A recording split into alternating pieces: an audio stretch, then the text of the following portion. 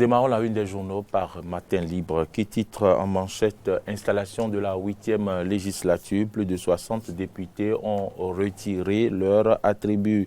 Toujours à la une du journal, on peut lire en résidence surveillée depuis 2 semaines comment Yayi passe ses journées. Enquête exclusive. Présidence de l'Assemblée nationale, les hommes à éviter. Grogne dans le monde syndical, le Sintra TTP se retire de la CSA Bénin. C'est Matin Libre qui l'écrit alors que les 4 vérités.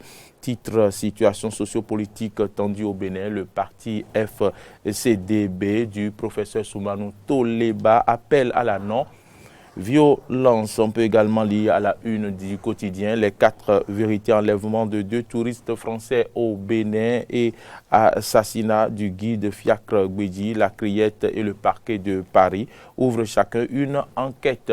Le ministre Omeki parle du renforcement des investissements sécuritaires du parc au parc de la Panjari. On peut également lire analyse de la crise sociopolitique au Bénin par un opposant sur Canal 3 Bénin. Il annonce Fred Rouenou. Il invite au respect des lois de la République et au dialogue des acteurs politiques. Au FCDB, nous voulons que la gouvernance du chef de l'État se tourne un peu plus vers les classes moyennes. Point de suspension, dit-il. Nous passons à la une du quotidien Nord Bénin Info qui titre examen du certificat d'aptitude professionnelle 2019. Le ministre Maouyon Kako lance la phase théorique à Parakou. Nous passons à la une du quotidien Fraternité qui titre mise en œuvre du PAG, 166 milliards déjà investis dans l'eau potable en milieu rural. Installation de la 8e législature jeudi prochain. Les nouveaux députés à l'hémicycle pour les formalités. Quelques impressions des élus du peuple.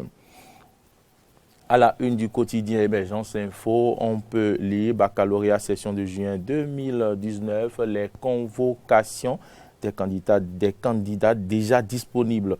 Supposée présence d'individus armés dans la zone frontalière, le préfet Lydie Derechabina rassure la population. Et puis, tournée de sensibilisation de la Fondation Malek Hossou, les fidèles musulmans invités à œuvrer pour la paix. À la une du quotidien, le matinal, on peut lire prise d'otages français et mort d'un guide au nord Bénin. La Criette ouvre une enquête sur Penjari. Installation de la 8e législature, les députés remplissent les formalités. C'est à la une du quotidien, le matinal. Et nous passons à la une du quotidien, le meilleur. Le meilleur titre ce matin, bureau d'âge de la 8e législature, Wallis Zoumarou aux commandes. On peut également lire à la une du quotidien le meilleur, fourniture d'eau potable aux populations. En milieu rural, plus de 166 milliards investis en 2 ans par le régime Talon, selon Sylvain Adokpo Migan. Tractation pour le contrôle du perchoir de la 8e législature, Sakalafia.